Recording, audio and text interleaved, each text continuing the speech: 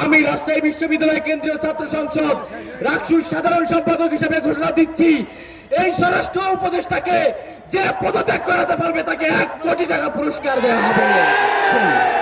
আপনারা ইতিমধ্যেই খেয়াল করেছেন আবার সকল রাজনৈতিক দলকে এক জায়গায় বসিয়ে দিয়েছে।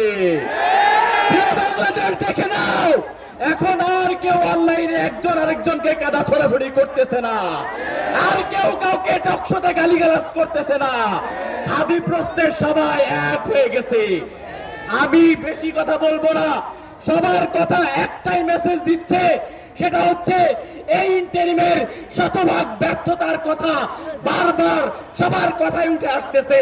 আমি শুধু একটা কথাই বলি, স্বরাষ্ট্র উপদেষ্টা, আপনি 50 লক্ষ টাকা পুরস্কার ঘোষণা করলেন আসামি ধরার জন্য।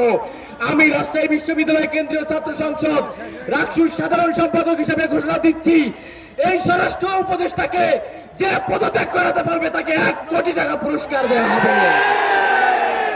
এবং সাথে সাথে আজকে এখানে যারা এসেছেন, দল মত মতাদর্শ নির্বিশেষে ভারতীয় আধিপত্যবাদ এবং আওয়ামী ফ্যাসিবাদের প্রশ্নে সবাইকে এক হয়ে এক ছাতার নিচে কাজ করার আহ্বান জানিয়ে আমি আমার বক্তব্য শেষ করছি।